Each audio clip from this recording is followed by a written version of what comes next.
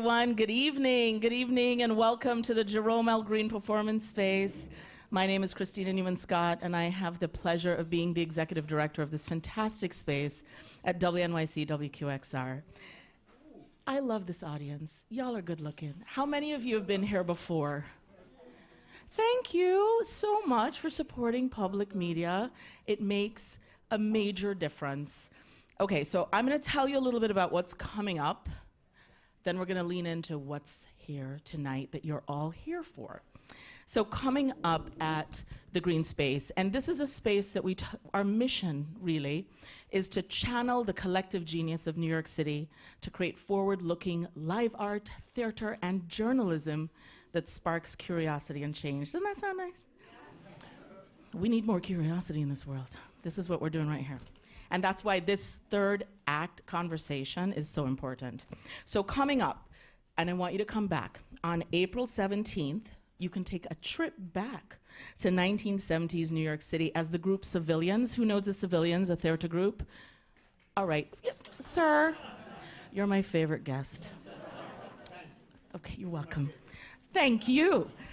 They are going to be taking archival audio from the 1970s when we had kind of free-flowing conversations, which we still do, but we really did that a lot then with radical poets, thinkers, artists, and they're going to reimagine them and present them on the 12th of the 17th. Don't come the 12th, that's tonight.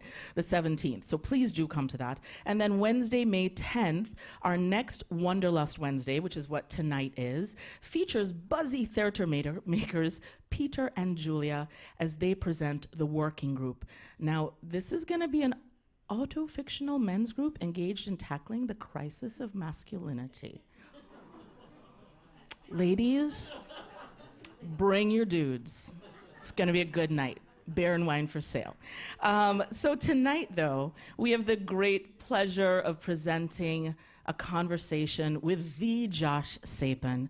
Josh Sapan is a veteran media executive and author. As past CEO of AMC Networks, he's credited, and with some of my favorite shows, credited with building some of television's most iconic shows, including Mad Men, Breaking Bad, Portlandia, Killing Eve. Okay, listen, my husband binge watched Killing Eve, I don't know, for way too long. It was like crazy. I almost got him a therapist, but it was good. It was really good. He also oversaw the spinoff of AMC Network from Cablevision to become a publicly traded company on NASDAQ. Most recently, he published The Third Act, a book that celebrates aging in all its accomplishments and grace. And tonight, he is selling all these books outside, and he's donating the proceeds to the Greene Space. So after the program, if you have not purchased a book, please go and get a signed copy. He will be signing copies and giving us this money, which we need to support theater, journalism, and media that sparks change. Ladies and gentlemen, join me in welcoming the incredible Josh Sapan.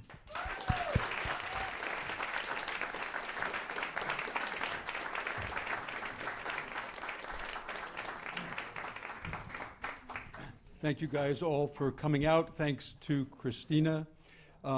She is, you heard what's up here. It's actually pretty remarkable, I think.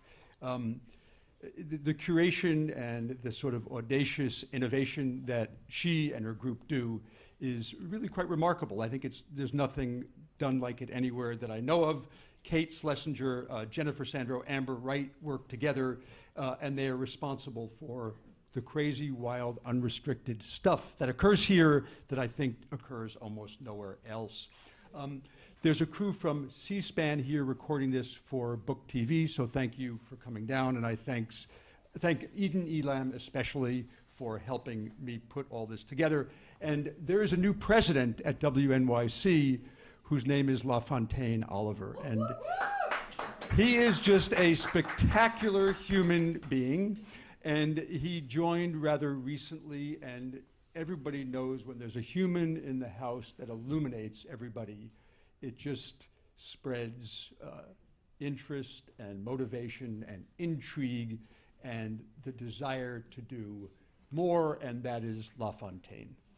So thank you for being the new guy in town. It's really a thrill to have you. So Christina mentioned what we'll do tonight. We're having 3 New Yorkers who have had, I think I should give this away to you. That is fine. Thank you so much. And who are having a real positive impact on New York City in their multiple acts. I'm going to introduce them individually, if I may, and then we can have a conversation. So I'll start with a woman named Hope Harley. She worked at Verizon for decades, so she was a corporate career citizen, and she grew up in Brooklyn and liked the Brooklyn Museum, and she didn't like that the Bronx was the only borough that didn't have a museum. So she's indefatigable and set out to open the Bronx Children's Museum, and it began just with a sketch and paper, and then there was a touring bus, and then finally, I don't know if you read about it, there was a big article in the Times, a few months ago, the Bronx Children's Museum opened in the South Bronx, 13,000 square feet. That really does look magnificent, and she sort of willed it into existence, just amazing.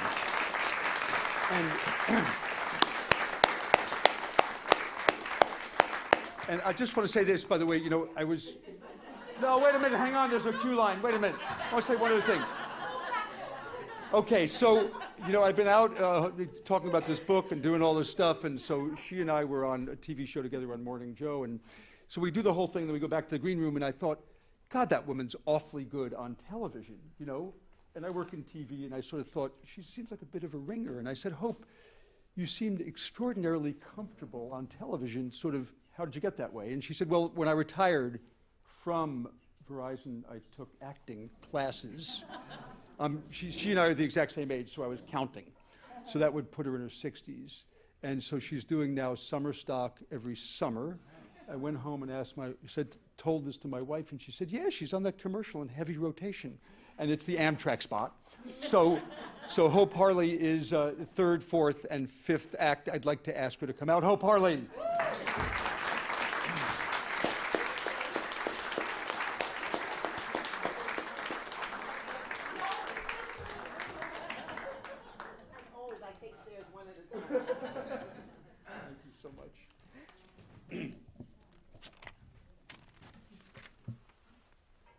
So, I don't know if you guys know the name David Rothenberg.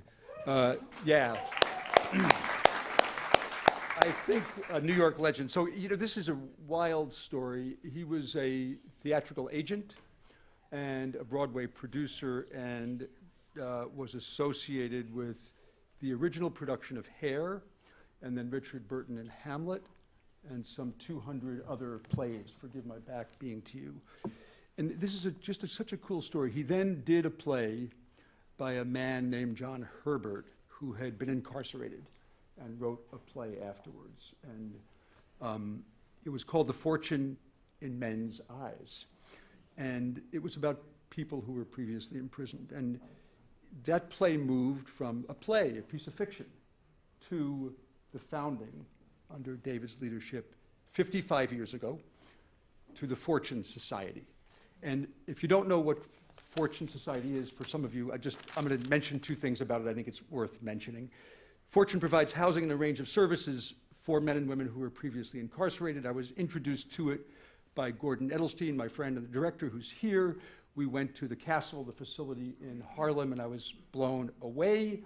And then through the good offices of Ashley Otto, I began to know the Queen's facility, and there's a man here named Leonard Tao, I just have to say it, who I'm so thrilled to see, who, by the way, is in the book, and Len's over there, and among a few other things, Len does extraordinary work with people who are in prison and with moms who are incarcerated and who have kids who are outside of prison, and with theater programming in prison. I won't go on too long.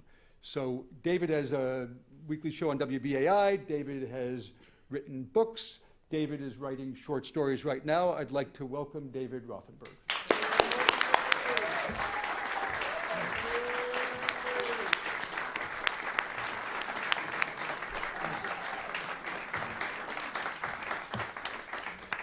Okay, so Joe Lhota paved the way for him to be the first in his family to go to college at Georgetown University, and then he went to Harvard. And after graduating, he worked on Wall Street and corporate finance, where we met, and I came to know Joe and to admire his skill, and actually to admire particularly his ethics. It's hard to track his career in many acts in public service. He was deputy mayor of New York. He was head of the MTA, I think 2 times. He's current work as the vice dean and COO of NYU Langone Hospital.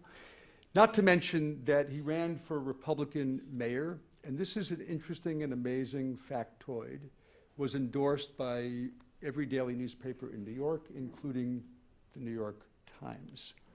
So I don't know if you'll recognize Joe, but there's a documentary on Rudy Giuliani that I've seen several times. And when 9/11 happened, Rudy Giuliani's on the phone, and the first thing he says is, 9/11's all occurring. He says, "Get me Lhota," because Joe was the man really running the city. And Joe wisely closed the New York City subway and then elevated some of the subway before Hurricane Sandy. And he was affectionately, and it goes to show his wonderful sense of humor, and he embraced it, known as the Rat Czar, because he was the guy to get rid of rats in New York. You cannot beat that, man. So welcome, Joe Lhota.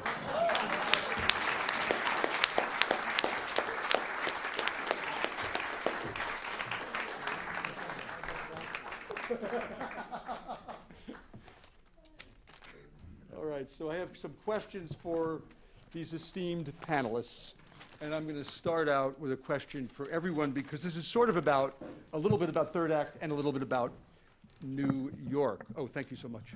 Thank you very much. And, you know, it's a question about what you do with your lives and when you change your lives and what makes you want to change your life and when you think, I'm going to do something different. So each of you worked in private enterprise, Verizon, theater, Wall Street, and then Cablevision, right? And then went to work in public service, and that's a bit of a big change. It's generally lower compensated a bit. But I just would like to ask, if you don't mind, because it's been on my mind, that's why I fussed with the book, what made you and what it was like to make the decision to do what you did, in your case with the museum? Well, in my case, it's no compensation. because though I do a lot of work for the museum, I did it as a volunteer. It wasn't, I never held a staff position. I serve on the board and was board president for a number of years. And it wasn't a conscious decision. I had gotten involved with the idea of the museum even before I left Verizon, because it was part, I had gotten involved because it was part of my work. I was in external affairs, and I managed a philanthropy budget that included, you know, the Bronx in it, supporting organizations in the Bronx, and was invited to a meeting about creating a children's museum in the Bronx. So it was kind of a work activity. And then when I got involved, and when I retired, they automatically said, "Oh, now you're retired, so we have to create a board. We're getting our 501c3. You'll be the president." Okay. I didn't know what that meant. So no, I've actually paid money to do this. Yeah, I really haven't. It's called reverse compensation. It's reverse, but I've been paid 1,000,000 times over. I'm just overwhelmed, you know, with what we've created. Yeah. And the fact that that creation will outlive me, certainly. Yeah, it's wonderful. So Great. And David? Well, Fortune Society evolved. I had a theater office, and the play, it was after a performance of the play that I said we have the nucleus of an organization, because a lot of formerly incarcerated people were coming after performances. And so my office was my theater office, and guys who had done time were hanging out there. And as it grew, because the need was so great, I often said I like drama more than I like theater, and I opted to go with Fortune. And I had there was a period when I had two careers at once. One was paying me, and the other wasn't. And for 3 years, Fortune Society was a volunteer organization. And but the need was so great, and Attica happened, and we were the only game in town to talk about it. Do you mind mentioning, because you were a civilian observer of Attica? One of the observers that went into the yard during the, which is not part of theater preparation. So finding yourself in the yard at Attica was, was all part of it. And Fortune grew dramatically because the need was so overwhelming. So it was never, I never stopped at one point and said, this is what I'm going to do. It evolved. Can I ask you, because You can ask me whatever you want. I was going to ask you who your favorite sports team of all time was, but I thought I should hold off on that. My favorite what of all time? Sports team of all time. Giants, 51, beat the Dodgers. Bobby Thompson hit a home run off Ralph Franklin. I asked him that question because I followed baseball until 1962, and I remember Bobby Richardson was the second baseman. Get ready for this in 1962, and he said, "You mean Dr. Bobby Richardson?" I said, "What the hell are you talking about?" He said he became a doctor after he was a baseball player. So any kid knows that. He's a dangerous man. David Rothenberg's a dangerous man. Stay away from him. But can I just ask you, because I've been to Fortune now at the Castle with Gordon, and then with Ashley in Queens, it is no small little thing. No, it's huge. It's huge. So, and I walk through there and I'm overwhelmed, and it's incredible. It's incredible. But if I may, how you watch people reclaim their lives before your eyes. There's nothing more exciting. Yeah. Okay. So Joe, you were like 15 years in corporate finance. You went to Harvard Business School. That means you can make a lot of money. You worked at private enterprise with me, so we swirled the hallways, and there was a lot relatively money around. And then suddenly you were in full-on public service. So Josh, it goes back to when I was really a little kid. I always thought that I would be in both the private sector and the public sector. You mean as like an 8-year-old, you thought private sector, Sure. public sector? I always thought I'd have a job in either one. Look, my father was a cop. My one grandfather was a firefighter. The other one was a New York City taxi cab driver. It was all in the concept of public service of some sort or another. And in the process of it, I always thought that I would be doing something to help the city of New York. It's in my blood. It's in the DNA. Yeah. I also believe as time went on, as you mentioned, I went to Harvard, I went to the Harvard Business School. I actually believe in the revolving door. A lot of people don't, between the government and the private sector. Neither one of them understand each other. And I really believe that, the more that the government understands the private sector and the more that the private sector understands how the government operates, the better off the country's going to be, because there's a whole lot where they're in conflict with each other, and it's unnecessary. And so, I've enjoyed the ability to be able to go back and forth. And yes, during a period of time making money, and during a period of time not making so much money. And my wife is here; she can explain how that happened. And so, I think it's important. But I do think that's all part of this, part of this American dream. You got to give something back. Oh, wonderful. Hey, I can't help but ask Joe, between deputy mayor during 9/11, where you really were on the ground, and the central person, arguably, or a central person, and the MTA, which seems to be a sort of quasi-impossible task. Where have you found the greatest satisfaction in public service? Oh,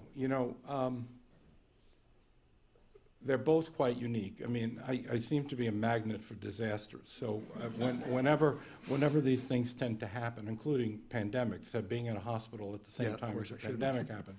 So I think the greatest satisfaction I get is just seeing a job done and being done right. I think the storm, Sandy, was by far, I think, the thing that was the best, in that most people tend to forget this, but You mentioned it in the introduction.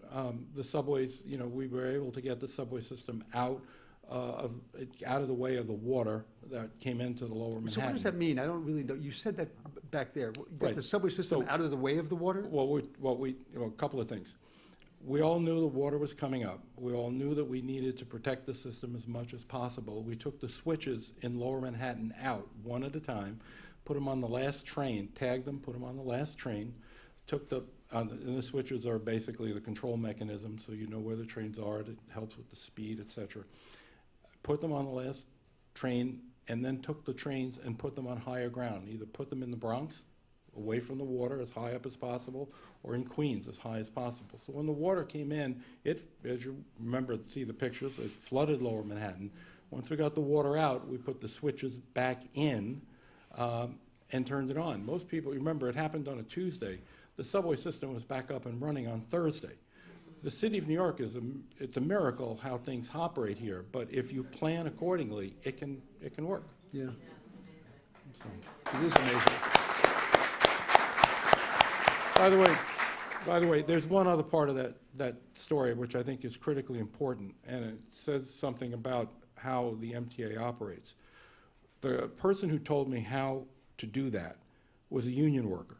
Really? Yeah, we had a tabletop exercise as to what would happen if there was something like, you know, Sandy would happen, and the water did come up, because we knew with climate change, inevitably this is going to happen.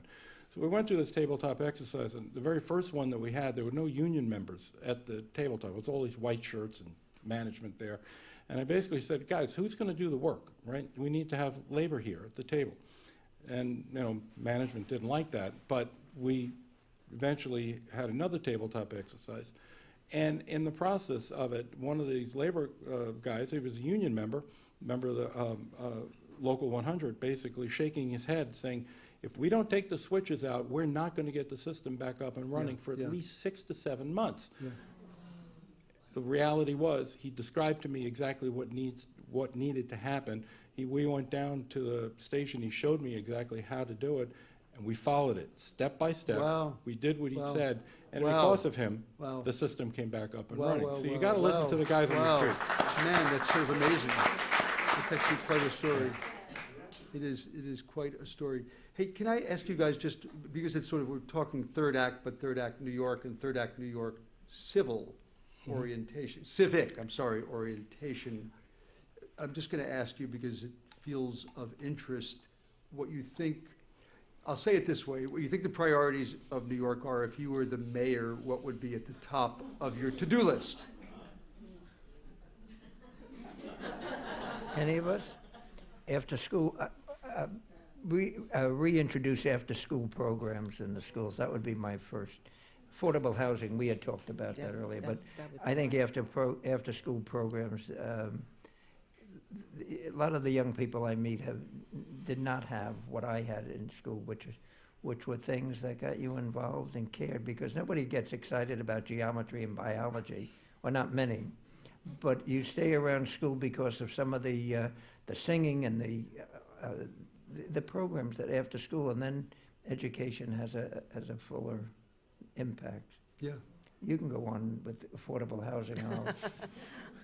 Well, I said that, you know, since I now live in New Jersey, I was born and raised in Brooklyn and lived in, She lives in Teaneck, my hometown. he went to Teaneck High School. Class of I'm saying that- 51. I wasn't born yet. I was. So was I. But Josh sort of asked us this question in the back, and so, you know, I'm answering as an expatriate, so to speak. But coming here today, we're writing down 12th Avenue. I still call it the West Side Highway. I don't know, the West Side Highway, 12th Avenue. And you see all these buildings, you know, things have been, you know, we tear down everything old in the city. We don't respect anything old or historical or anything like that. And then we, us. like us. So, you know, there's a vested interest here. So, and we put up, and I said, oh, there's something going on that corner, and it says residential. And I said, who's going to live there? Who can afford it? You know, it just seems to me that what makes a city is diversity, and especially Manhattan, and I know Brooklyn as well. It's becoming, everything is becoming unaffordable. So you're going to have just rich people, and nothing against being rich, but they're not always the nicest. Jane Jacobs, who is one of our great. I'm sorry. Jane Jacobs, who is one of our great heroes, said, Yeah. keep the neighborhoods, don't lose the Right. neighborhoods. Yeah, And when yeah. the projects That's went right. up, she said, the neighborhoods, that's the heart and the pulse of the city. Josh, what makes this a difficult question for me is that you asked what's By the way, the for one you, thing. by the way, you did get 25% of the vote, so Yeah, no, you well, could have been the mayor. it was a little bit more, like 26, but not much more. In any event. I thought that was a pretty good So number I thought for a Republican, but- Joe, for goodness at the sake. time, a Republican, right? Let's things change. Okay. In any event, mayors have deputy mayors. So the answer to my question is going to be a little bit longer and a little bit more complicated, but they have deputy mayors, and we all wonder what in the hell the deputy mayors do. Here's what I would have them do. You have 5 deputy mayors. Each one of them is going to need to have 5 different projects that they need to be working on. Some of those projects will be done in a day, some will be done in a week, some will be done over 6 months to a year. Each one of them will be working on some strategy that's either going to be working on housing or going to be working on jobs and creating of jobs, after-school programs, all different types of things, and not being done in secret. People are going to need to know about it.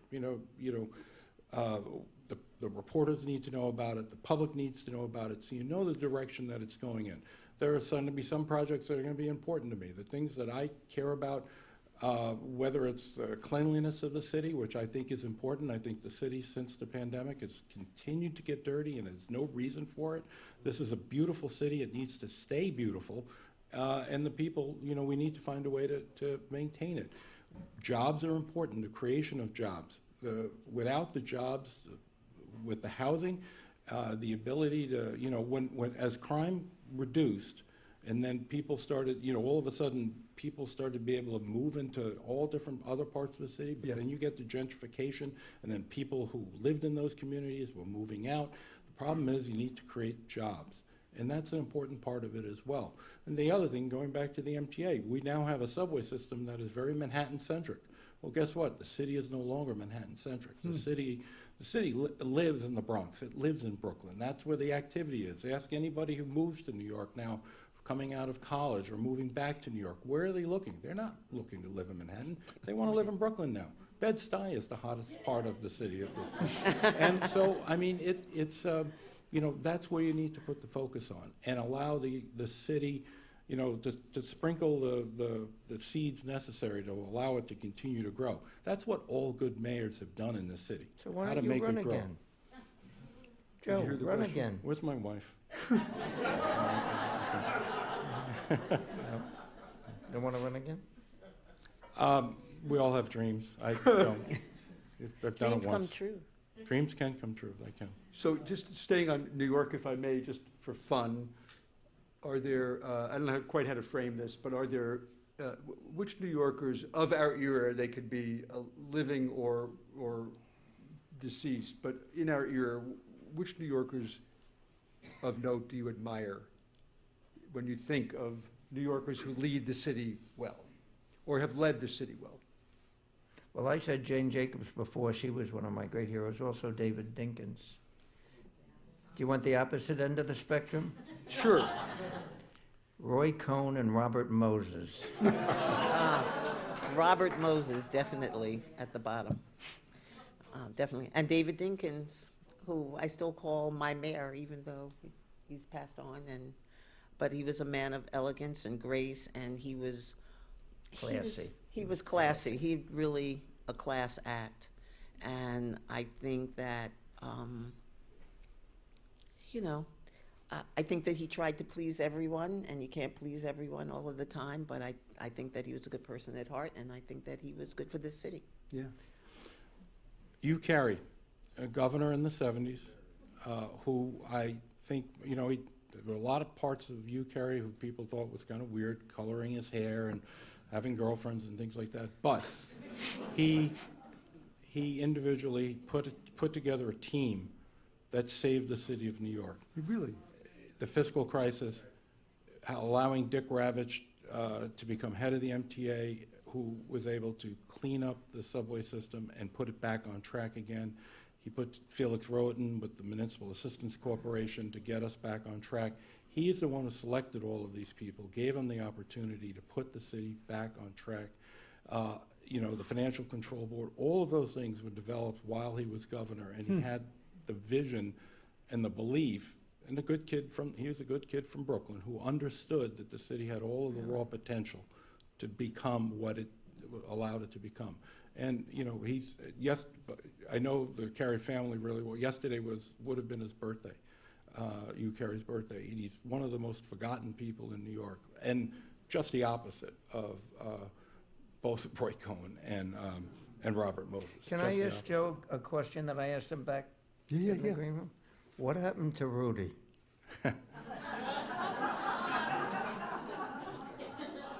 I honestly don't know. I mean, you were there. You know. Right. Well, you're in theater. There are two. I don't know exactly why he's different, but two different types, two different people. The person who I knew as mayor and the person who I see now on television are really two different people. They don't appear, don't seem to be What happened? exactly. I honestly don't know. I've not stayed in touch with him to know exactly what happened. But obviously, something has clearly changed. I mean, how he reacts to, you know, the FBI and things that he said nuts. recently. Out of respect, yeah.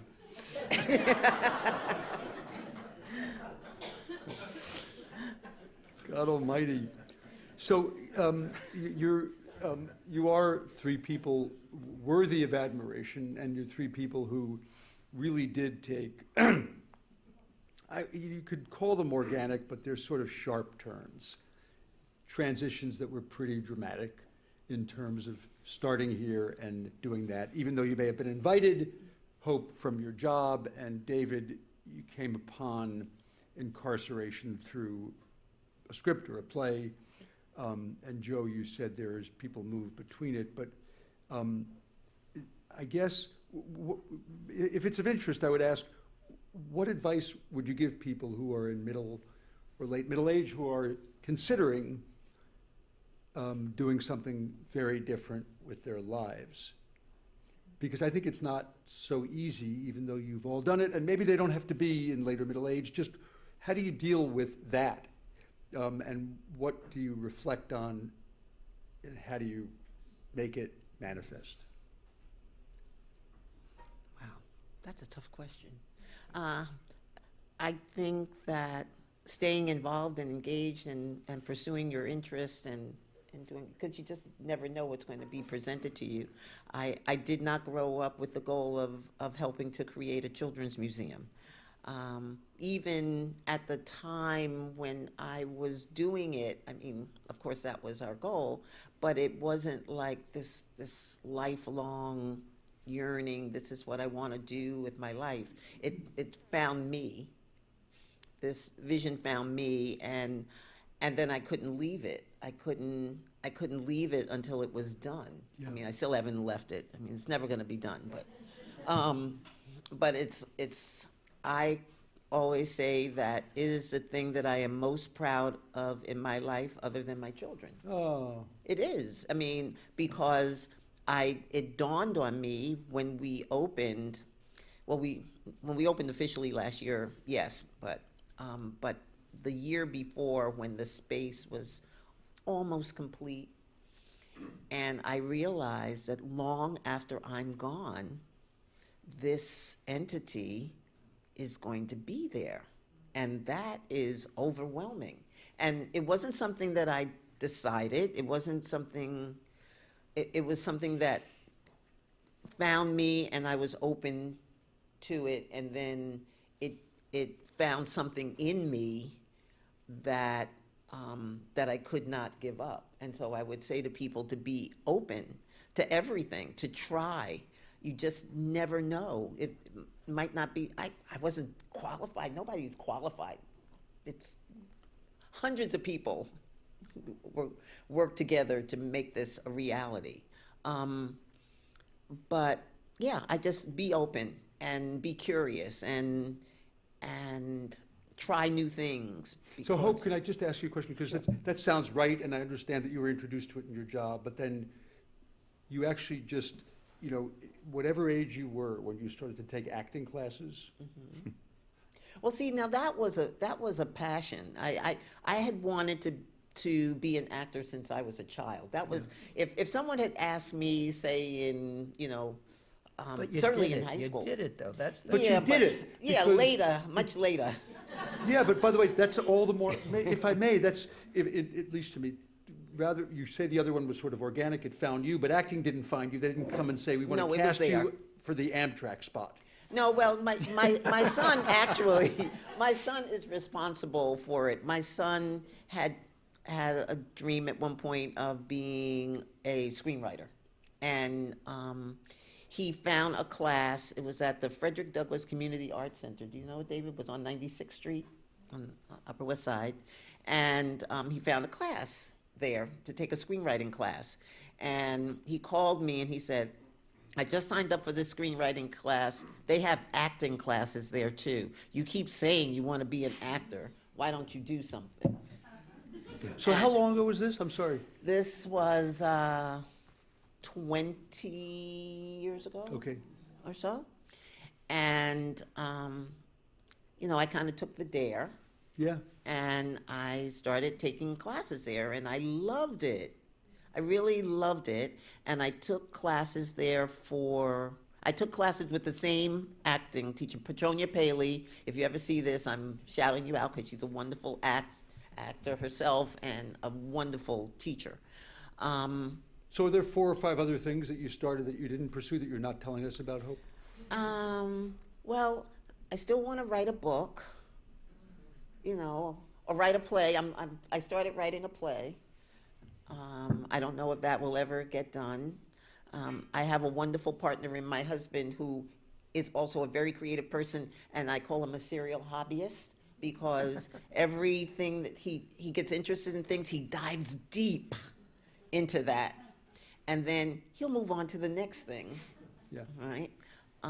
But it's wonderful being around a person like that Yeah. because everything is there. It's, Yeah. you know, you can try anything. Let's do that. So David, how about you? what? Well, just, Well, you know, I had the same question. What? I just sort of said, David, how about you? I Well, figured Jeff, you'd I have don't- something I to don't say give broadly in response to I- something. I don't give advice to people. You know, I can tell you what I did, and if you can pick something from that. But everybody's background and ingredients and DNA is so different that it would be presumptuous of me to say this is what you should do. But I retired. I was working on a play with Lauren Bacall. That could make anyone retire. And that was 2000, it was waiting in the wings, and I retired, and I wanted to stay involved with the Fortune Society, and I started, Joanne Page, who had been my successor as CEO, said, come in and run a group with the teenagers, that's the biggest challenge, and that was very exciting. And then I wrote a book about my life.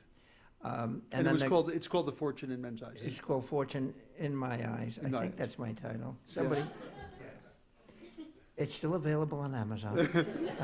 And then the castle opened, and we did a play, and I co-authored the play and directed it with the 4 other people, and that was kind of exciting. And I swim every morning, and that gets me going for the day. Yeah. If I swim 6 mornings a week, and I don't say that glibly. I think it's very important. It's the discipline that I get up, and at 6 o'clock every morning I'm at the Y, Whoa. and I swim, because if I can continue that discipline, then I will have the energy to do other things. Today I wrote a short story. You mentioned that. So do you mind just, What it's about? yeah, what happened? About How did you 10 write a short pages. story today? Just boom?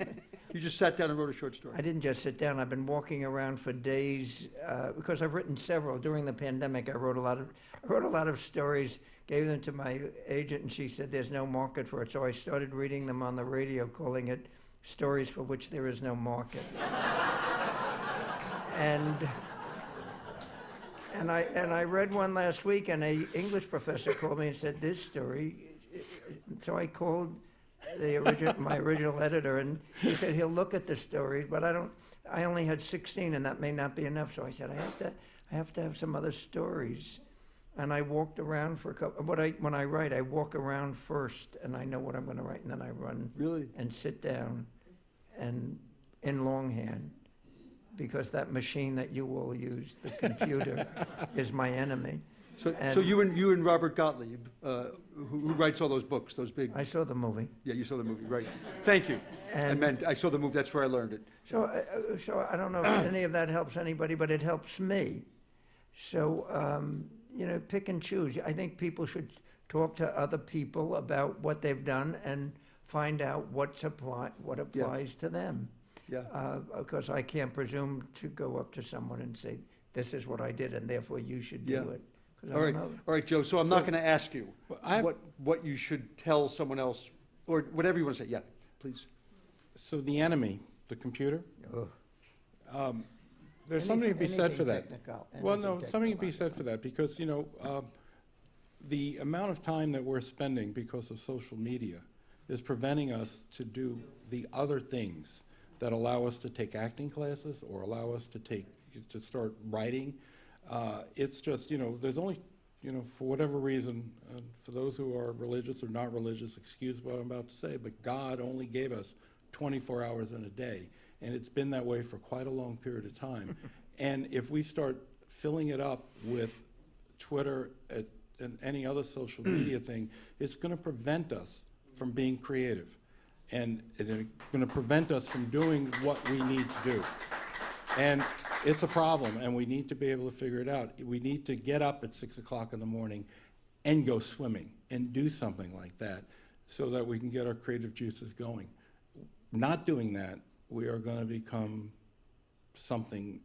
Joe, I watch young people walking down the street. I'm not for incarceration, except if you're reading your phone while walking up the subway steps. No, it's just life imprisonment should be. When they walk down the street reading their phone, they're missing what's going on. The people, the dogs, the children that are all around you. What joy that you can get.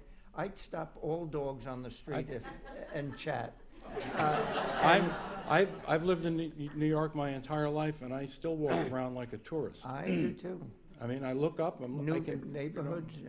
There's a lot to see, and it changes every single day. But if your face is in a phone, it's going to pass you by. I have. You saw it before. You wondered what it was. My iPhone. I mean, I have one. I smash look at. But it is. You have to limit it. You really have to limit it if we're going to grow as a society. If we're going to grow as a human being. I'm the last living American without a cell phone. Seriously? You have a rotary phone? Yes. David, you don't have a cell phone? What? You don't have a cell phone? No. An intern at Fortune said, how do I reach you? And I said, well, I don't have a cell phone. She said, what's your cell phone number? And I said, I don't have one. She said, well, how do you get your messages? And I said, when I get home, there's another machine. And she looked at me, and I think she thought I was on the cutting edge of a new wave. And she said, I could just hear her Josh, going back to you remember college. those pink while you were out pads? What, Joe? I'm sorry? Those pink while you were out pads? Yes, I do remember them. He has a box of them. All right, so I thought because you're fun humans, I would ask the question, which is what you like least about New York and best about New York. Don't think about it too carefully, Hope, because you're a very careful person. I'm a very what person? Careful. Oh, okay. There are people who would question Or that. Joe, you can answer the question, and Hope can think about it. No, I mean, I can answer. Oh, good, good. Theater. Theater. Is that the least or the best? That's the best. And food. Yeah, well, theater, That's food before theater, food after theater, Yeah. food with no theater. but I'm also a walker, and I love walking around in neighborhoods. And when did this happen to the Bowery? You know, it changed. It's a very exciting city because it's always changing. So not always for the best. Well, but I will tell you, after moving out of the city into the quote suburbs, suburban New Jersey or whatever. Teaneck. Teaneck, exactly. It's not that far. You can actually walk to it. You can cross the bridge, and it's it's a nice long walk. Yeah. But it's overwhelming to come into the city, certain parts of the city. Sometimes when you come from there, and Teaneck is not, a little quiet hamlet. There's a lot of people there and a lot of cars, and there are high rises and everything else. But it's overwhelming sometimes when you come into the city and they're just like, oh, where are all these people coming from? They're kind of attacking me. And I love the city. Yeah. I do. The most exciting thing to me is when you're flying in from someplace and you see, you're on the plane and you look at the skyline, or I'm coming across the bridge and look at that. It's so beautiful. Yeah. I never get tired of it. It's the one constant love of my life. Is that right, David? Yeah, never Really? get tired of this city. It's endless joy. Yeah. Yeah. What There's about the rats in the there's- subway? Oh, well. They're not on my hate list yet, but, coming across a bridge and seeing the skyline of New York Yeah. is just, it just Yeah. makes you feel absolutely great. Yes. The one thing that lately drives me crazy in New York is people driving their bikes wrong way on a one-way street. Yeah, yeah, I yeah. don't know why. When I've seen people, and people get hurt Yeah, in the yeah. process The of doing that. motorbikes, and how about on the Well, sidewalk? and that's, I've well, been no, twice and the on sidewalk is completely unacceptable. Yeah. Death Completely penalty. on bicycles, no, seriously, I mean, Terrible. it is illegal, but, Yes. And I keep Not- writing to my councilman about, I good think luck, there good should be luck with that. ticketing. Good luck with that. Ticketing. So we have about 10 minutes left, and I just thought I'd ask if anyone had any comments or, please, yes, questions? I worked with you back in the early 80s at Showtime. Yes. So, Oh, there you are. It's How are Lynn. you? How are you? Good. I want to say, as I approach my third chapter, right now I'm listening to, rereading and listening on Audible to The Power Broker. Yeah. So I would say that right now it's just so illuminating to me, that whole story of Robert Moses, but told through the eyes of Robert Caro, Yeah. who he's Yeah. still on his third, fourth, fifth act writing about Lyndon Johnson. Yeah. So my question is, about The Power Broker, how many of you on the panel have even thought about that story or re-listened to it on Audible? And you mentioned Jane Jacobs, but I see the city in completely different outlook now. Yeah. On every bridge, every road, every Yeah. new housing project, yeah. etc. So Yeah. if you could, anybody comment on The Power Broker? Well, what he did to the South Bronx is without conscience, I think. And I read the book years ago, and Moses, he had a vision, but it was well, he didn't think it through.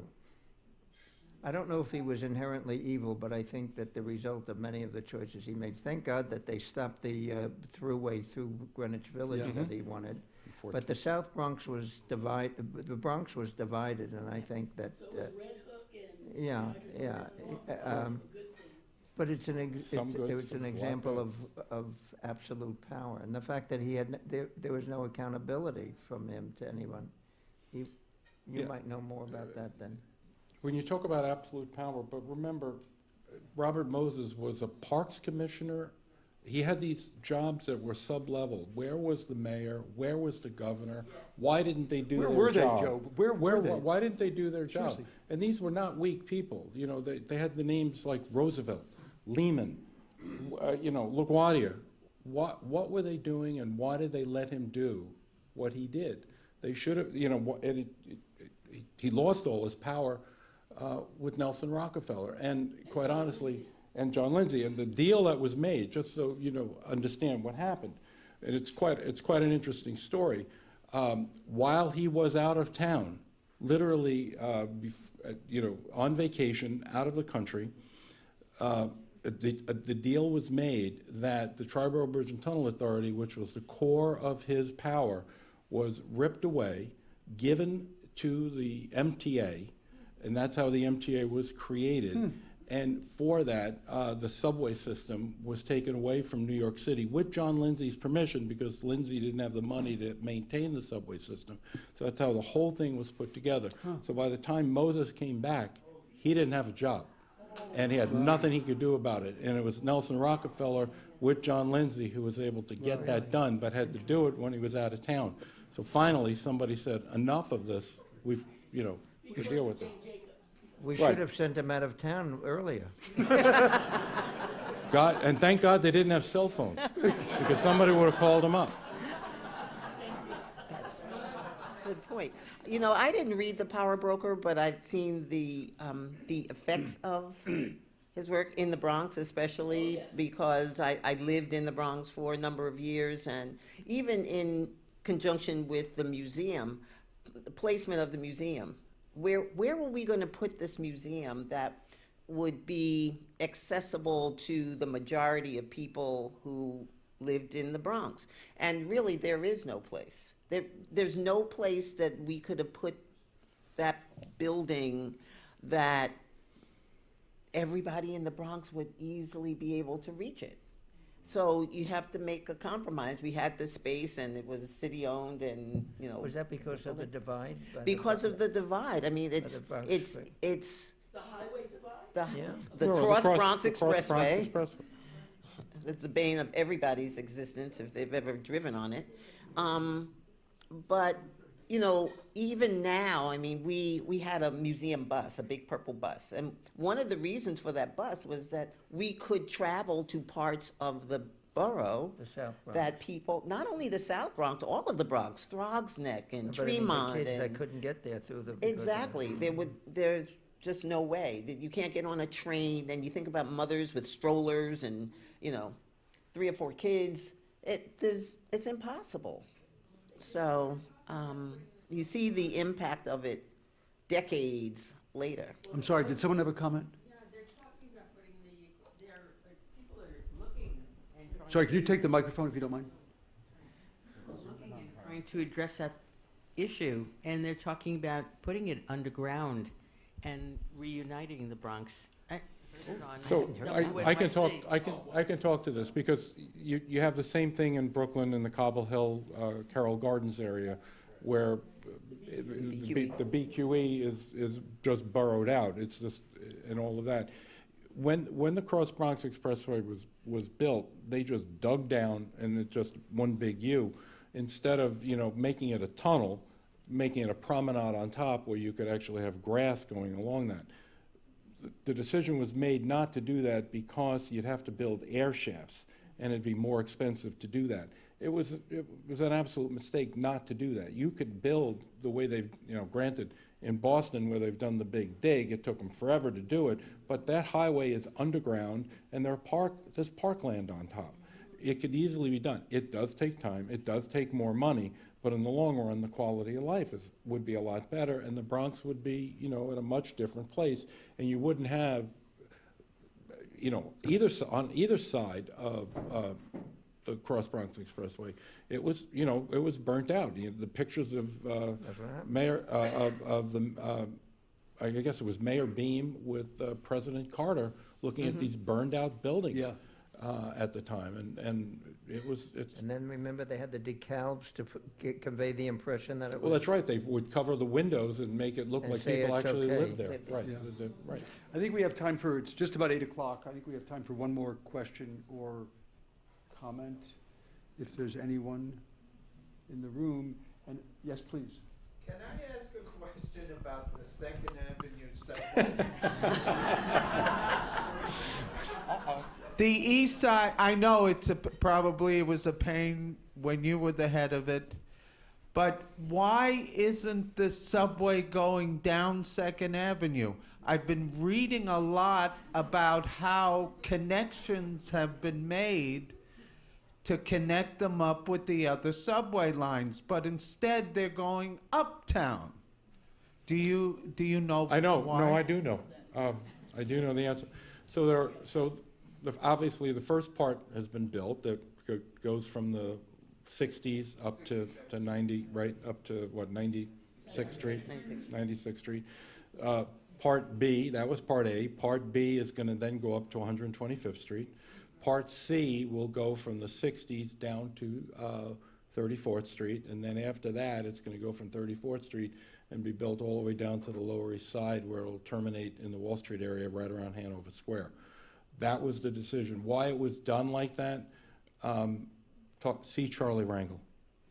Good, or that they should have left.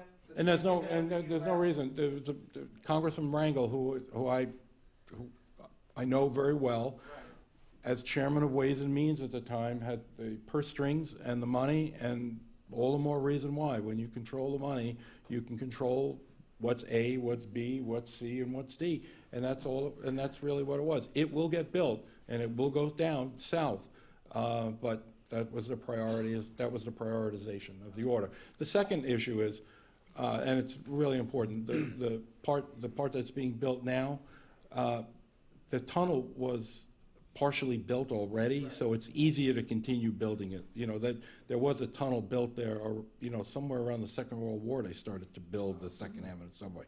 This thing's been going on even before you were born. It was they started building this.